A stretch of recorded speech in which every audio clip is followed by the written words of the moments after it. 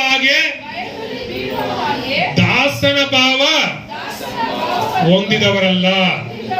ಹೇಳ್ರಿ ಯಾರು ನೀವು? ಆಮೇಲೆ ಹೇಳ್ರಿ ಯಾರು? ಮಗನ ಭಾವವನ್ನು ಹೊಂದಿದವರು.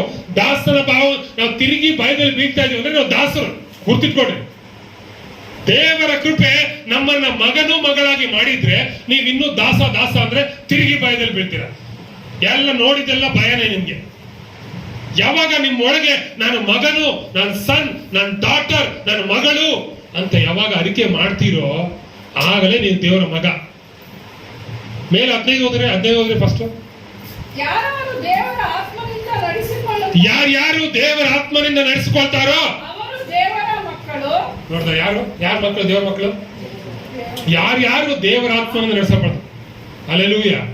ಯಾರು ದೇವರ ಹೆಸರು ನಂಬಿಕೆ ಇಟ್ರೋ ಅವರೇ ಮಕ್ಕಳು. ಹಲ್ಲೆಲೂಯಾ. ದೇವರ ಹೆಸರು ನಂಬಿಕೆ ಇಟ್ರೆ ಮಕ್ಕಳಾಗ್ತೀರಾ. ಇಲ್ಲಿ ಏನಂತೆ? ದಾಸನಾದ್ರೆ ಆಗಲ್ಲ. ತಿರುಗಿ ಭಯದಲ್ಲಿ ಬೀಳುವ ಹಾಗೆ ದಾಸನ ಭಾವ ಅಂದ್ರೆ ಮಗನಲ್ಲ. ಯಾವಾಗ ಮಗನ ಭಾವ ಹೊಂದಿಕೊಳ್ತಾರೋ, ಯಾರ್ಯಾರು ದೇವರ ಆತ್ಮನಿಂದ ನಡೆಸ್ಕೊಳ್ತಾರೋ ಅವರು ದೇವರ ಮಕ್ಕಳು. ತಿರುಗಿ ಭಯ ಆಗ್ತಾ ಅಂದ್ರೆ ಇನ್ನು ನೀವೆಲ್ಲ ದಾಸರಾಗಿದ್ದೀರಾ, ಹಾಳಾಗಿದ್ದೀರಾ. ಹೇಳ್ರಿ ಇವತ್ತು ಧೈರ್ಯವಾಗಿ ಹೇಳಿ, ಎಸ್ ನಾನು ಯೇಸು ಕ್ರಿಸ್ತನ ಮಗನೂ ಆಗಿದ್ದೇನೆ. ಮಗನ ಅಧಿಕಾರ ನನಗಿದೆ. ನಾನೇನೆಲ್ಲ ನಂಬಿಕೆಯಿಂದ ಮಾತಾಡ್ತೇನೋ ಅದು ಆಗುತ್ತೆ. ಯಾಕಂದ್ರೆ ನಮ್ಮ ಅಪ್ಪ ಏಸಪ್ಪ. ಹಲ್ಲೆಲೂಯಾ.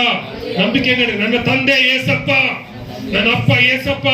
ನಾನು ಏನ್ ನಂಬಿಕೆಯಿಂದ ವಾಕ್ಯವನ್ನು ಡಿಕ್ಲೇರ್ ಮಾಡ್ತೀನೋ, ವಾಕ್ಯವನ್ನು ನಂಬಿಕೆಯಿಂದ ಮಾತಾಡ್ತೇನೋ, ಅದು ನನ್ನ ಕುಟುಂಬದಲ್ಲಿ, ಅದು ನನ್ನ ಜೀವಿತದಲ್ಲಿ, ಅದು ನನ್ನ ಕೆಲಸದಲ್ಲಿ, ನನ್ನ ಉದ್ಯೋಗದಲ್ಲಿ, ನನ್ನ ಬಿಸ್ನೆಸ್ ಅಲ್ಲಿ ಅದು ಸಫಲತೆ ಹೊಂದುತ್ತೆ, ಸಕ್ಸಸ್ ಆಗುತ್ತೆ. ನಂಬಿಕೆಯಿಂದ ಏನೆಲ್ಲ ಮಾತಾಡ್ತೀನೋ ಅದು ಹಾಗೆ ಆಗುತ್ತೆ.